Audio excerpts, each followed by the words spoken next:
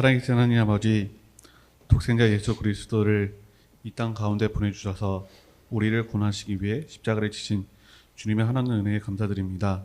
아멘. 지난 한 주간 우리의 삶을 돌아볼 때에 주님보다 세상을 더 바라보고 믿음보다 염려와 걱정을 앞세웠던 우리의 모습을 고백합니다. 우리의 연약함을 용서하여 주시고 이 시간 주님 앞에 나온 우리의 마음을 새롭게 하여 주시옵소서. 아멘. 주님의 사랑과 구원의 역사를 늘 기억하며 살기를 원합니다. 말씀 위에 굳게 서서 살아가는 청년들이 되게 하여 주옵소서. 어떠한 상황과 환경 속에서도 주님을 바라보는 믿음을 잃지 않게 마음 주시고 흔들림 없이 하나님의 약속을 붙잡기 소망합니다. 아멘. 오늘 말씀을 전하시는 전우사님을 지켜주시어 하나님의 뜻을 바르게 전할 수 있는 지혜와 건강 허락해 주시고 말씀을 듣는 우리도 묵상하며 삶 속에서도 실천하며 주님의 영광을 드러내는 자들이 되기를 원합니다. 아멘. 언제나 변함없는 사랑으로 우리를 붙드시는 주님께 감사드리며 모든 말씀을 우리 주 구주 예수 그리스도의 이름으로 기도드립니다. 아멘.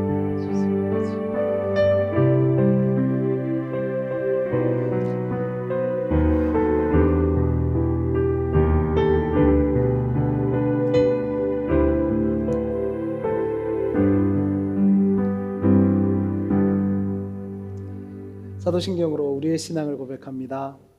전능하사 천지를 만드신 하나님 아버지를 내가 믿사오며 그 외아들 우리 주 예수 그리스도를 믿사오니 이는 성령으로 잉태하사 동정녀 마리아에게 나시고 본디오 빌라도에게 고난을 받으사 십자가에 못 박혀 죽으시고 장사한 지 사흘 만에 죽은 자 가운데서 다시 살아나시며 하늘에 오르사 전능하신 하나님 우편에 앉아 계시다가 저리로서 산자와 죽은 자를 심판하러 오시리라. 성령을 믿사오며 거룩한 공회와 성도가 서로 교통하는 것과 죄를 사하여 주시는 것과 몸이 다시 사는 것과 영원히 사는 것을 믿사옵나이다. 아멘. 우리의 고백이었습니다. 2026년 3월 8일 청년부 예배 설교를 시작합니다. 우리 총무님 부부 제주도 잘 다녀왔어요? 네. 건강히 잘 다녀온 모습 보니까 좋아요. 오늘은 하원점에 교육 잘 갔다 왔어요? 운전하는데 힘들지 않았어요? 그래요.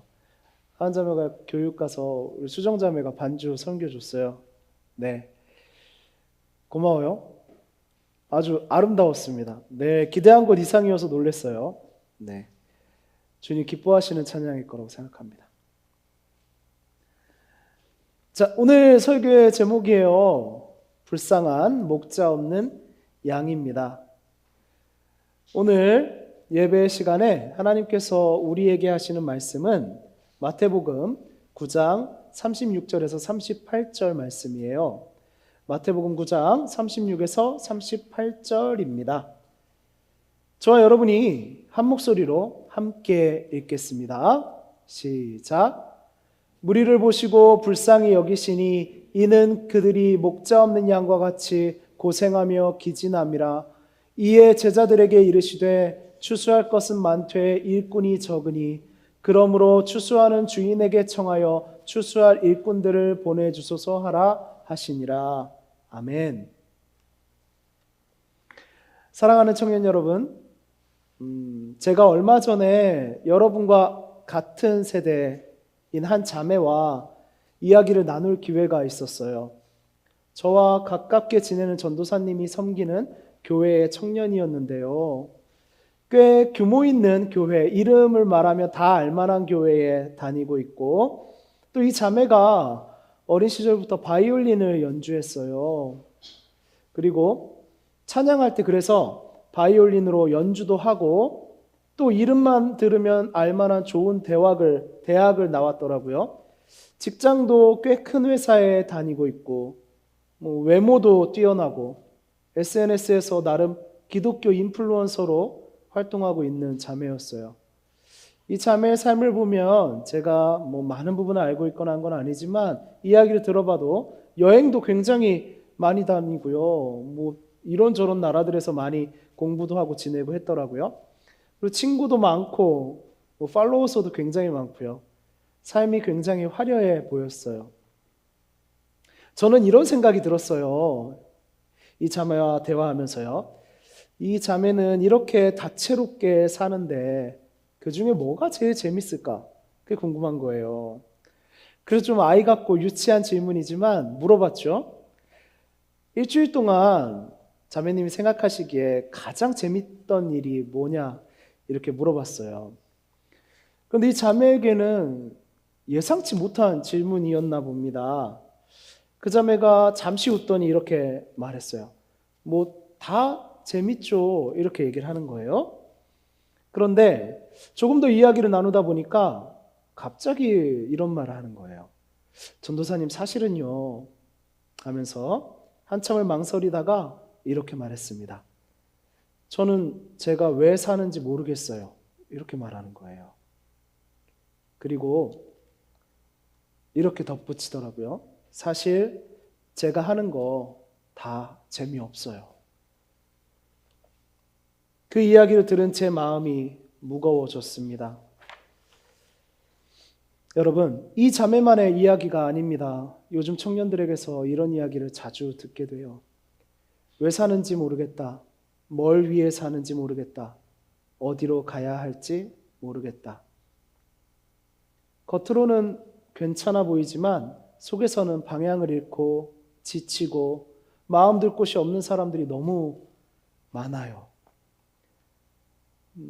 우리 그런데 SNS를 보면 모두가 행복해 보이죠. 뭐 여행 사진, 성공 이야기, 멋진 일상. 하지만 그 화면이 화려하면 화려할수록 그 뒤에는 외로움과 불안, 비교와 지쳐 있음이 숨어 있습니다. 그래서 저는 이렇게 말합니다. 요즘 청년들은 연결은 많은데 관계는 적습니다. 서로 연결은 많이 되어 있는데 관계는 적어요. 여러분은 어떠신가요? 여러분도 이 시대를 살아가는 청년인데 말이죠. 오늘 예수님이 사람들을 보시고 하신 말씀이 바로 이것이에요. 우리 앞부분의 내용을 알고 있습니다. 예수님이 많은 사람들에게 정말 기적 같은 일을 행하시죠. 병자들을 고치시고요. 많은 사람들을 가르치시기도 하십니다. 또 제자 마태를 또 부르시기도 하셨죠. 그런 예수님이요. 사람들을 보시면서 오늘의 말씀을 하신 거예요. 본문 36절입니다. 우리 같이 읽을까요? 시작. 무리를 보시고 불쌍히 여기시니 이는 그들이 목자 없는 양과 같이 고생하며 기진함이라. 예수님의 이야기를 듣고 내 병도 고쳐주세요. 나의 이야기도 들어주세요. 라고 몰려든 사람들, 그 많은 사람들을 보시고 이렇게 말씀하셨어요. 여기서 기진함이라는 말이 있죠. 이게 단순히 힘들다는 뜻이 아니에요. 원어의 의미는요, 완전히 지쳐서 쓰러진 상태를 의미합니다. 다시 일어나 걸을 수 없을 것처럼 보이는 상태를 의미해요. 예수님이 보신 사람들은요, 죄인이기 전에, 실패자이기 전에, 문제 많은 사람들이기 전에 무엇보다도 지쳐있는 사람들이었습니다. 고생하며 기진한 사람들이었죠. 예수님은 그들을 보시고 이렇게 말씀하셨습니다. 목자 없는 불쌍한 양이구나. 성경은 인간을 설명할 때 자주 양에 비유하지요. 왜일까요? 양은요, 정말 특이한 동물이에요. 양은요, 심한 방향치입니다. 그래서 길을 잘 못 찾아요. 게다가 시력은 정말 안 좋아서 바로 눈 앞에 근거리만 보여요. 남을 공격할 특별한 무기도 가지고 있지 않고요. 체력이 아주 뛰어나거나 달리기가 빠르지도 않아요. 그래서 양은 자기 힘으로는 살아남기가 어렵습니다. 포식자를 만나면 도망도 잘 못 가요. 방향도 모르고 눈도 안 좋고 빠르지도 않은데 어떻게 도망가겠어요? 그래서 목자가 지켜주지 않으면 양은 대부분 죽습니다. 목자가 없는 양은 방향도 잃고 보호도 없고 결국 쓰러집니다. 그래서 성경은 인간을 양에 비유하는 것 같아요. 여러분, 우리의 모습 같지 않습니까? 양을 키우는 목자들은 이런 이야기를 해요. 양이 길을 잃어버리는 방식에 대한 이야기예요. 길을 잃어버리는 방식이요. 양은 뭔가 자기가 대단한 추구가 있어서 목표한 곳으로 멀리 가려다가 길을 잃는 것이 아니래요. 멀리를 보지 못하니까요. 그냥 눈앞에 맛있어 보이는 풀이 있는 거예요. 그러면 그거를 먹습니다. 그리고 또 눈앞에 여기보다 더 나은 풀이 있어 보여요. 그러면 조금 가요. 또 풀이 보이면 조금 가고, 또 먹다가 맛있어 보이는 게 보이면 또 조금 갑니다. 그러다가 이 양이 순간 고개를 들었는데 목자가 보이지 않는 거예요. 눈이 너무 안 좋으니까요. 그러면 이 양은 당황해서 그때부터 뛰기 시작해요. 이 방향 저 방향으로요. 가시밭으로, 때로는 절벽으로, 잘못된 방향으로 여기저기 달리기 시작합니다. 양은 시력이 나쁘고 방향 감각도 없거든요. 여러분, 우리의 모습 같지 않습니까? 오늘 예수님은 사람들에게 이런 처지의 양 같다고 말씀하시는 거예요. 그런데 여기서 질문이 생기네요. 양들이 이렇게 지쳐 쓰러질 때까지 가시밭과 절벽으로 달려갈지도 모르는 상황에 이르기까지 이 이미지에서 보이는 저 앞에서 양을 이끄는 목자, 그 목자는 대체 어디 있었단 말입니까? 당시에도요, 목자라고 불리던 사람들이 있었죠. 우리가 잘 알고 있는 바리새인, 서기관, 종교 지도자들, 이런 사람들이에요. 그들은 율법을 가르쳤고 종교를 운영했고 하나님의 말씀으로 사람들을 지도한다고 자부하며 살았어요. 하지만 예수님은 사람들에게 말씀하십니다. 목자 없는 양이다. 왜일까요? 요한복음 10장 11, 12절 말씀을 함께 보려고 해요. 자, 함께 읽겠습니다. 시작. 나는 선한 목자라. 선한 목자는 양들을 위하여 목숨을 버리거니와 삭구는 목자가 아니요 양도 제 양이 아니라 이리가 오는 것을 보면 양을 버리고 달아나나니 이리가 양을 물어가고 또 해치느니라. 아멘. 예수님 말씀이에요.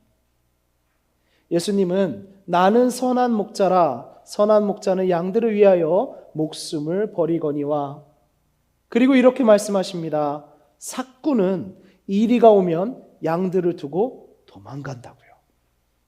삭구는요, 돈을 받고 일하는 사람을 뜻해요. 즉, 이 양의 주인이 아닌데 고용해서 목자, 양치기로 온 사람이에요. 이 양들은 이 삭군 목자가 사랑하는 양들이 아니에요. 그래서 이리가 나타나면 이 양들을 사랑하는 참 목자는 목숨을 걸고 이리와 싸웁니다. 양들을 지키려고요. 그러나 내가 오늘 일당 받고 온 사람인데 목숨을 걸겠어요? 아닙니다. 이 사건은요, 양보다 삭시 중요한 거예요. 양보다 자기가 받을 삭시 중요해요. 그렇기 때문에 일이나 위험한 상황이 나타나면 먼저 도망치는 겁니다. 그 삭스를 받아서 자기가 잘 살려고 하는 사람이니까요. 참목자는 양을 위해 생명을 버립니다. 삭구는 위험이 오면 도망갑니다. 그래서 목자가 있어도 그 목자가 삭군이면 양들은 여전히 고생하며 기진하며 죽음을 불안해하는 겁니다. 사실 예수님의 이 말씀은 갑자기 나온 말씀은 아니에요. 구약의 에스겔 34장에서 하나님이 이렇게 말씀하시거든요.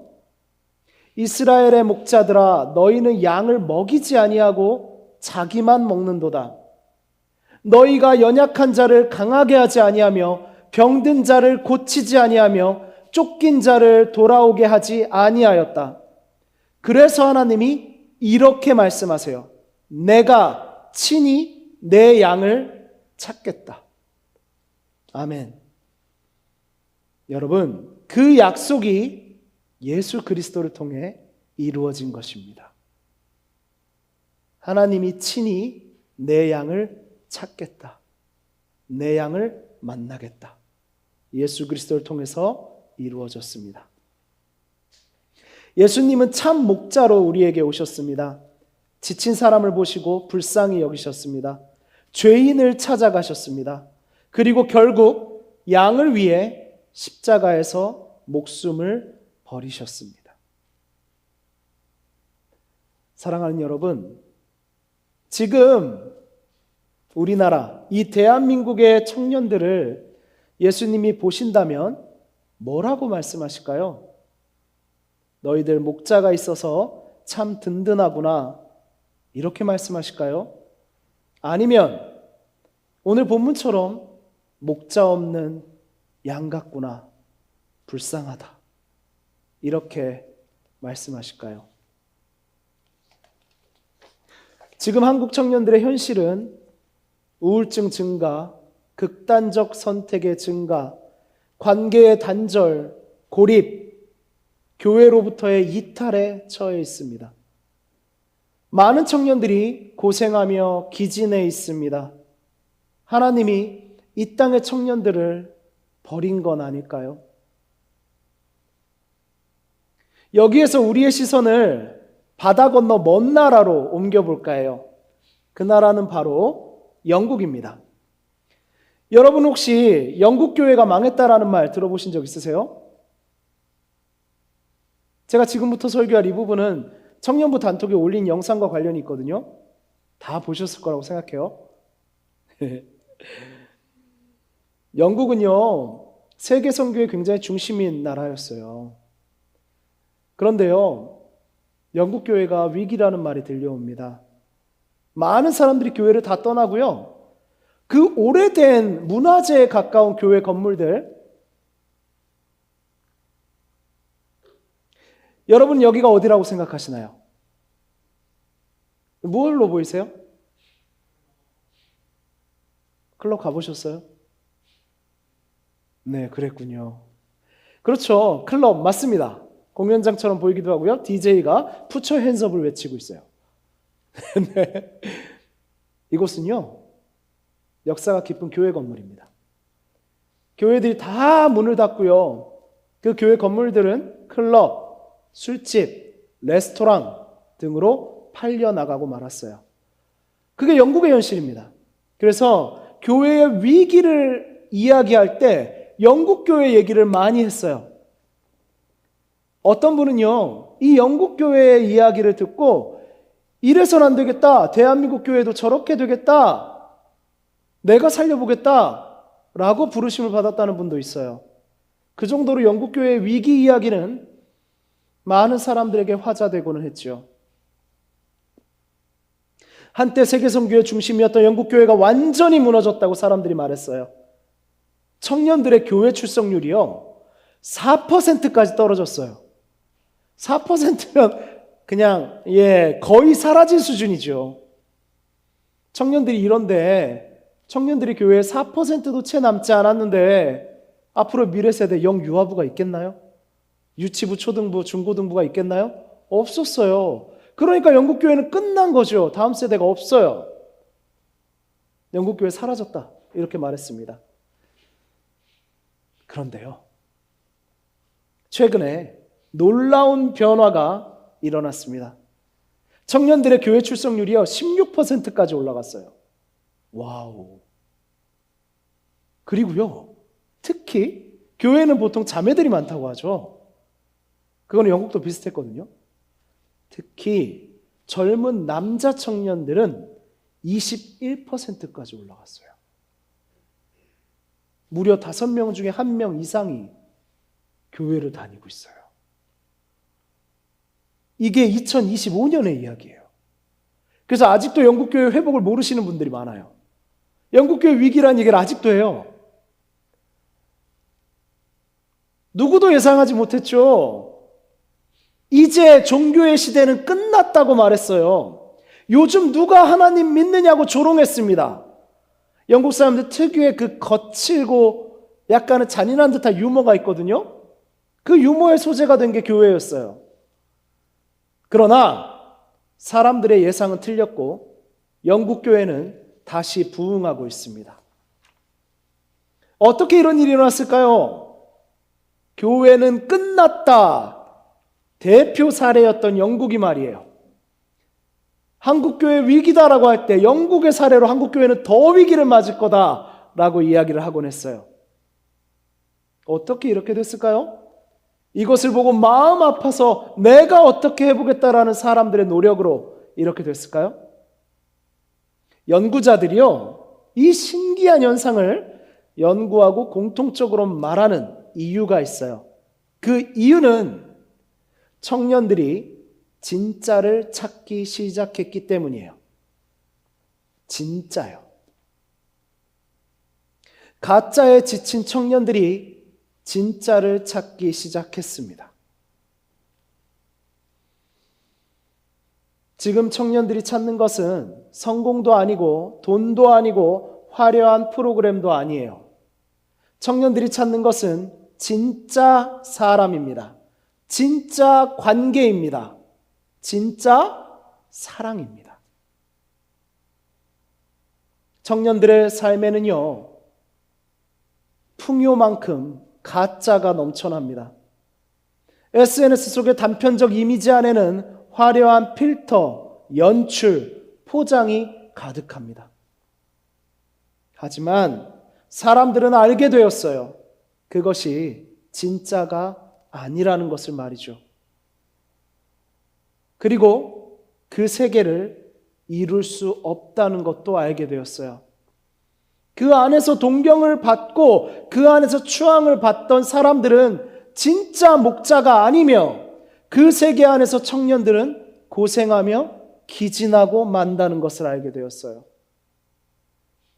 그래서 영국의 청년들은 진짜 공동체, 진짜 사랑, 진짜 진리를 찾기 시작했습니다. 그들은 진짜 하나님을 만나기 위해 진짜 교회로 몰려들기 시작했어요. 지금 영국에서 부흥하는 교회는요, 시대를 쫓아가며 이런저런 프로그램에 몰두했던 화려한 조명과 화려한 소리들이 넘쳐나는 교회가 아니라 말씀이 가르쳐지고 복음이 살아있는 정통을 고수했던 교회들입니다. 그러한 교회들이 부흥을 경험하고 있어요. 하나님이 하신 일입니다.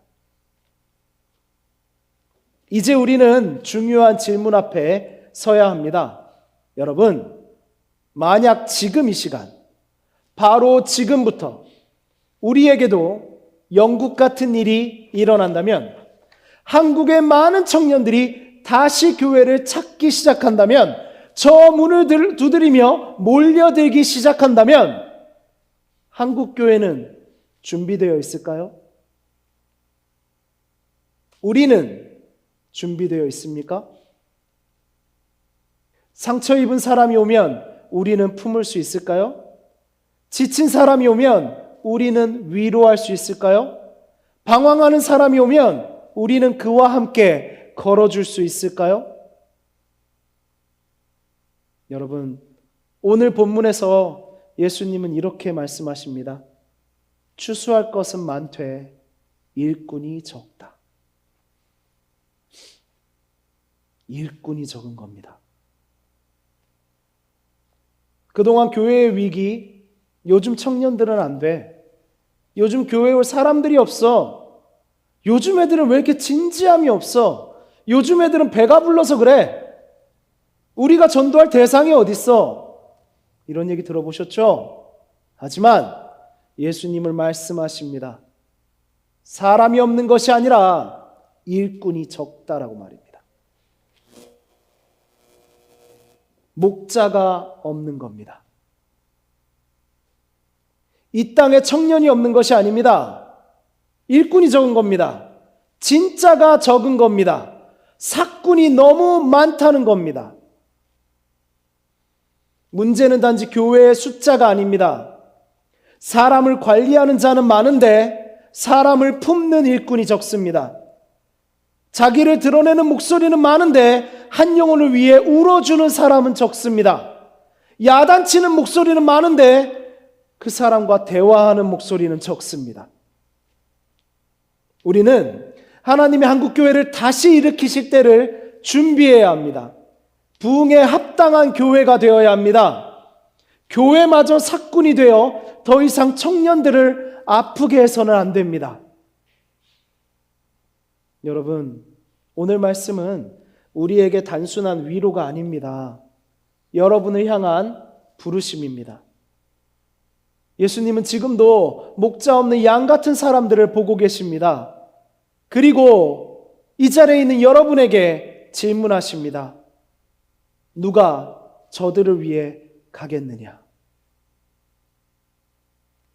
너희들에게 정말 그런 마음이 있느냐?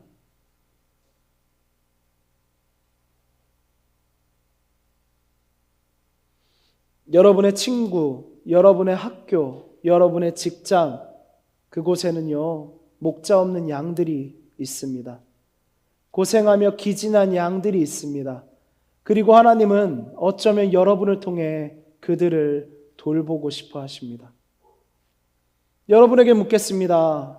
여러분은 단순히 교회를 다니는 사람으로 살겠습니까? 아니면 사람을 살리는 사람으로 살겠습니까?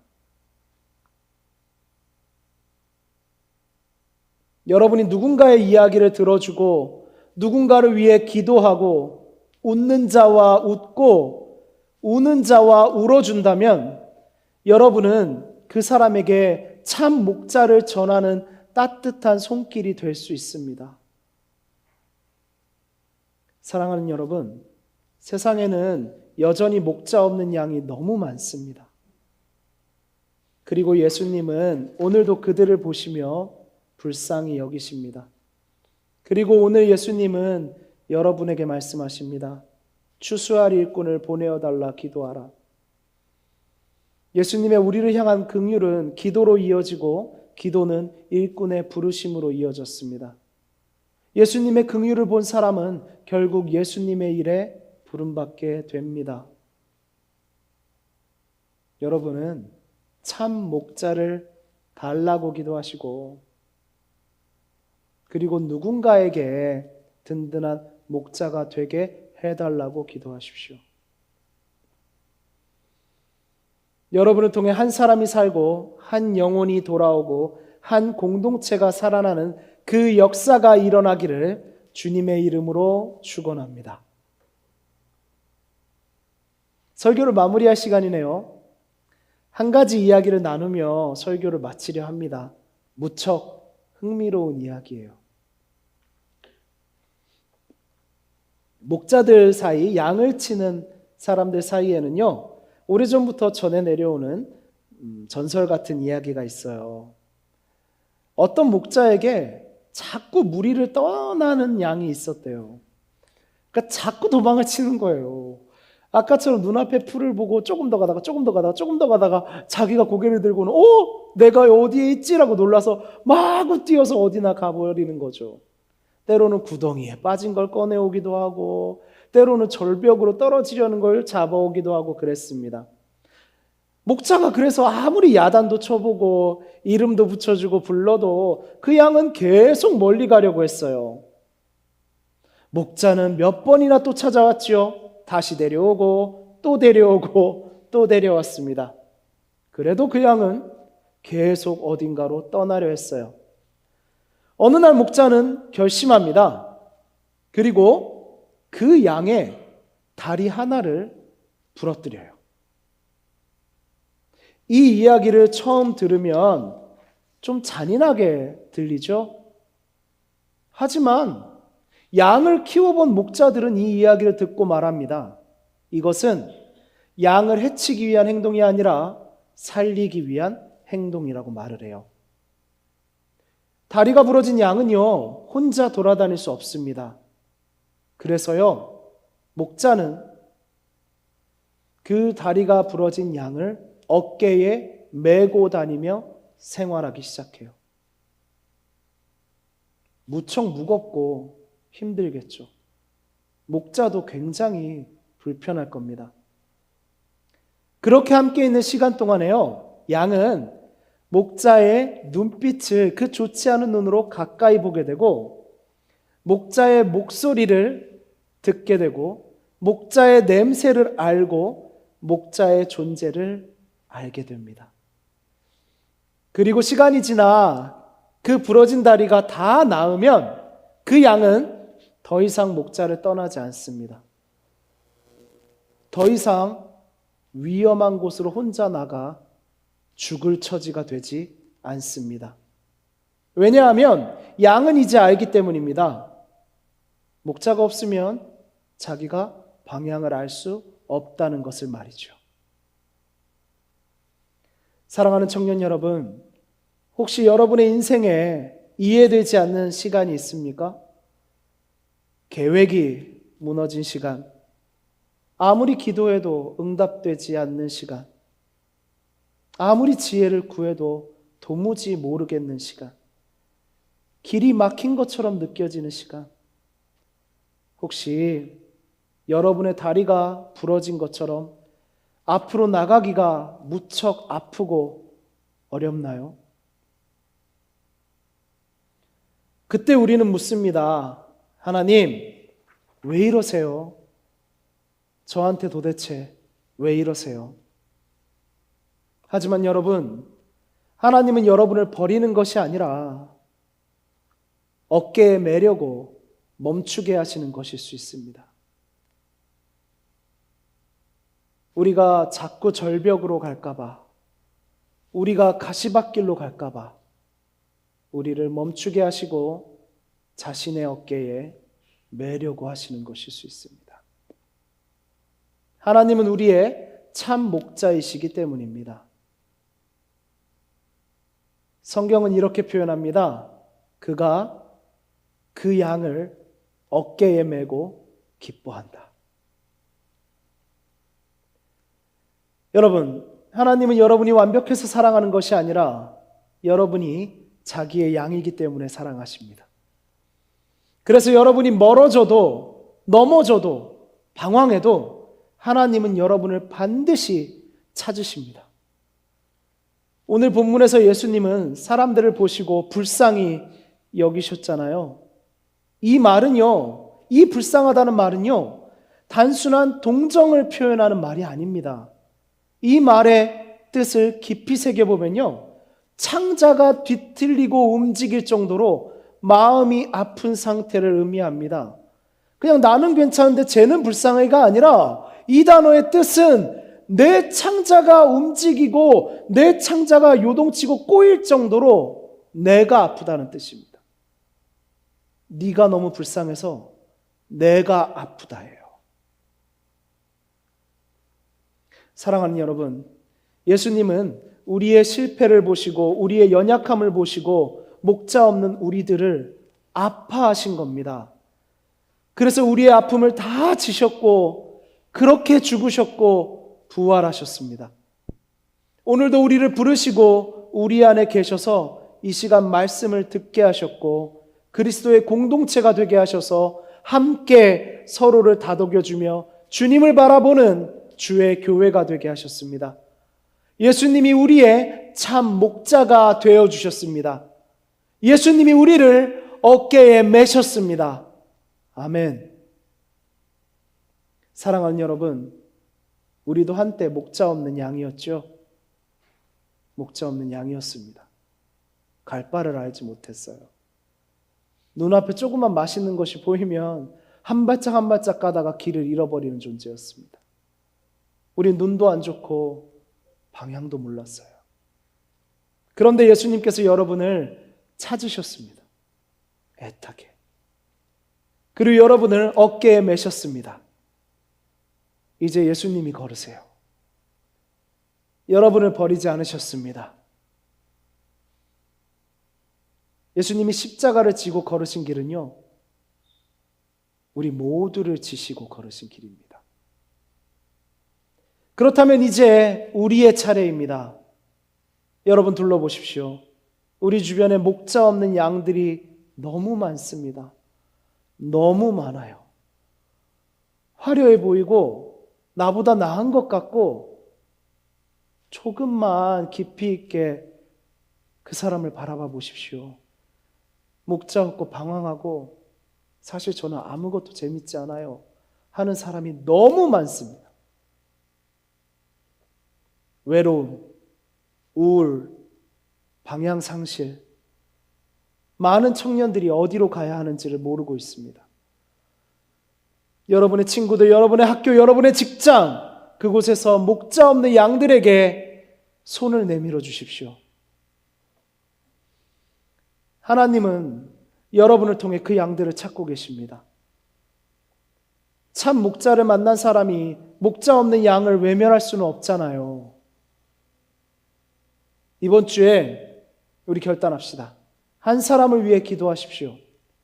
그 사람을 만나보십시오. 그 사람의 이야기를 들어주십시오. 그 한 사람에게 이 귀한 복음을 전해주십시오. 여기에 있는 여러분이 우리 안디옥 교회가 주님이 찾으시는 일꾼이기를 원합니다. 이 시대의 청년들에게 희망이 되는 교회이기를 원합니다. 주님이 한국교회를 다시 일으키실 때 이 세상에 지친 청년들에게 이리로 오라 말씀하실 수 있는 그런 교회이기를 원합니다. 우리가 청년들이 그토록 기다리며 찾던 진짜 교회가 되기를 소망합니다. 여러분을 통해 한 사람이 살고 한 영혼이 돌아오고 한 공동체가 살아나는 그 역사가 일어나기를 주님의 이름으로 다시 한번 축원합니다.